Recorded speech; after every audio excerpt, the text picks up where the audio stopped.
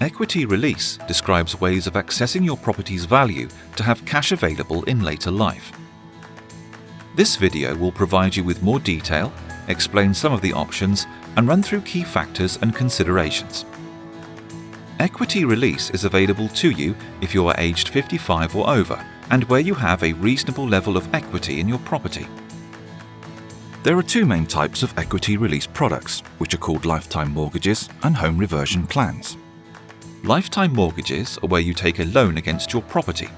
Home reversion is where you sell a part or all of it. It is important, if you are considering any form of equity release or borrowing, to look at your options carefully, comparing all the factors, costs and legal aspects. You should also look at alternative options, which do not involve selling a proportion of your property or borrowing against it. Any decisions should only be taken once all these options are fully understood and you have received the benefit of expert advice.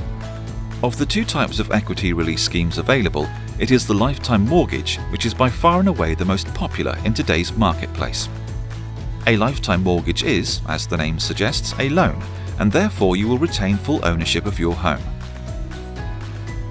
Most lifetime mortgages allow the interest to be rolled up, which means the interest is added to the loan, but many of the newer schemes allow you to pay the interest if you want to.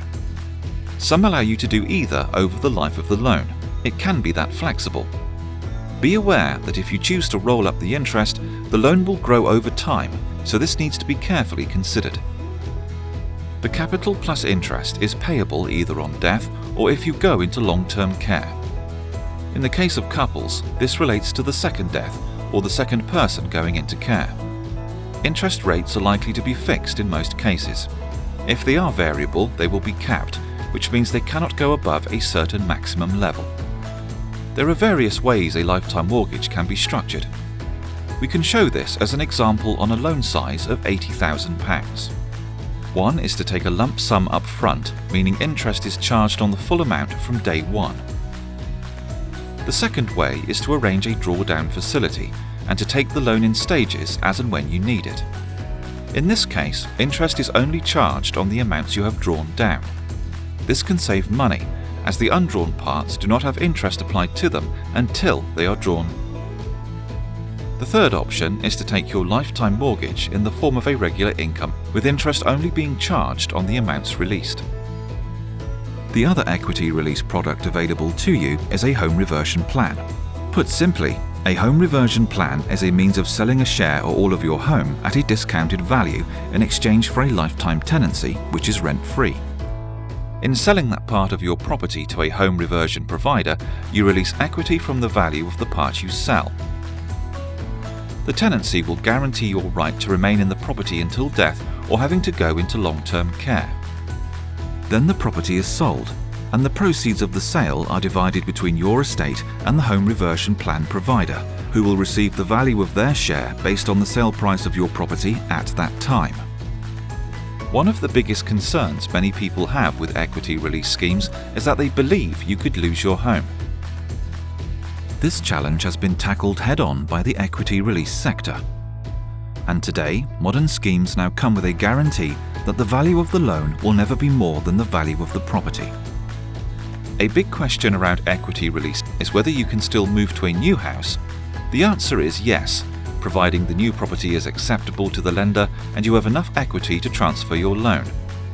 Where there is insufficient equity, part of the loan may have to be repaid to the lender from the sale proceeds, especially when the new property has a much lower value, when for instance you are downsizing. Another common question is, how much can I or we borrow? Schemes vary, and there are various factors which dictate the maximum loan. Your age or ages and your property value are the most important factors. The older you are, the more you can borrow. Generally, the maximum is 50% of the property value, but most of the time it will be lower.